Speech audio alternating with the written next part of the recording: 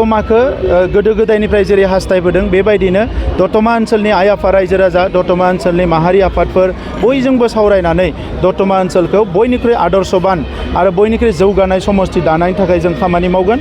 बिनि लामा सामा दालां स्कुल मेडिकेल इरिगेसन एग्रिकालसारनिफ्राय लानानै जोंनि सुबुं धोन जौगानायनि थाखाय जोङो बेस्ट अफ द बेस्ट पलिसिजों जों दतमायाव 9 नं दतमा एसटी कन्स्टिटुवेन्सियाव नमिनेशन बिलाइ गथायबाय आरो UPPL हान्जानि मिरु आफादनि थांखि बायदियै आरो दतमा ओनसोलनि रायजो राजाफोरनि हास्थायनाय आफादफोरनि हास्थायनाय जोंनि दतमा ओनसोलनि दैदेनगिरिफोरनि थांखि हिसाबै आङो बेवहाय दिनै नमिनेशन बिलाइ गथायबाय आरो जों बयबो लुबैदों जे 17 बोसोराव BPFआ दतमा ओनसोलखौ गारसोनानै दोनदोंमोन।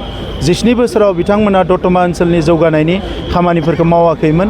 दतमा समष्टिया गासै बड'लेण्डआव लायोबा बयनिख्रुइबो सन्माननि समष्टि। दतमा समष्टियाव जोंनि गिबि बर' थामोनथानि थाखाय जांख्रिखांनाया जागायदोंमोन। दतमा ओनसोलावनो बर'नि बिफाया जोनोम जादोंमोन। बे दतमा समष्टिखौ जोङो बयबो लोगो नांनानै बेखौ जेरैखि जाया जौगानाय ओनसोल बानायनांगौ। मानोना बेवहाय बड'लेण्डनिल' नङा, आसामनिल' नङा, नर्थ इस्टनिल' नङा, सारा भारत आरो वर्ल्डनि मानसिफ्रा बेवहाय फैयो जे बर'नि जांख्रिथायखौ बुजिनो थाखाय स्टाडि खालामनो थाखाय। दा बे दतमा ओनसोलखौ जुदि गारसोनानै दोनोब्ला बिनिख्रुइ दुखुनांथाव जेबो जानाय नङा। दा नंखायनो जोंनि दैदेनगिरिफ्रा बयबो हास्थायदों जे बेवहाय सासे गोजौ थाखोनि दैदेनगिरि फैनानै कन्टेस्ट खालामनांगौ, गेलेनांगौ, देरहानांगौ आरो दतमा समष्टिखौ समायना रमायना जौगानाय समष्टि बानायनांगौ।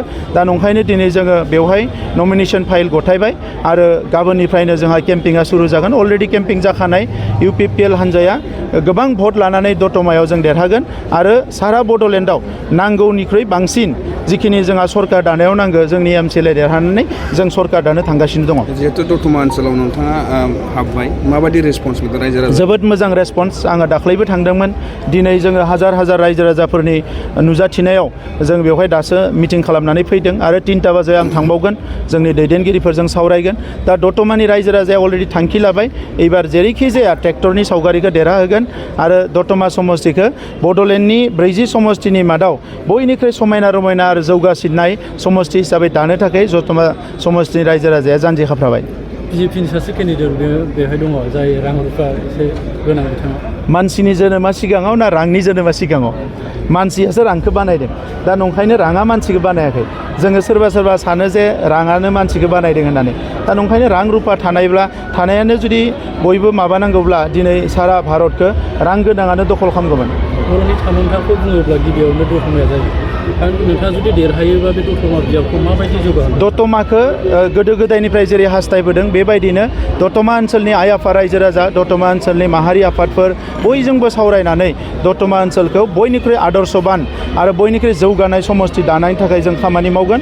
बिनि लामा सामा दालां स्कुल मेडिकेल इरिगेसन एग्रिकालसारनिफ्राय लानानै जोंनि सुबुं धोन जौगानायनि थाखाय जोङो बेस्ट अफ द बेस्ट पलिसिजों जों दतमायाव खामानि मावगोन। रायजो राजाफोरनि डिमान्ड जोंनि पार्टियाव डिसकासन जायो जे बबे समस्यायाव सोरखौ बिदों, बबे समस्यायाव सोरखौ नागिरदों। दा रायजो राजाफ्रा डिमान्ड खालामनाय हिसाबैनो बबेबा समस्यायाव सानै जोंहा गेलेनो गोनां जादों। बेयो नियमनि गेजेरावनो गोलैयो। दा नंखायनो साफ्रोमनोबो आङो दिनै जोंनि UPPLनि साफ्रोमबो बिजाथिनो आङो बयनिसिमबो गाहाम हामलायनाय बावदों आरो मोनफ्रोमबो समष्टिनि जोंनि हान्जानि मावथि बिबानगिरिफोर आरो रायजो राजानिसिम आं हामलायनाय बावदों। फैगौ 22 तारिखआव जोंहा बिसायख'थिया जागोन आरो बेवहाय एबसुलुट मेजरिटि लानानै जों देरहागोन।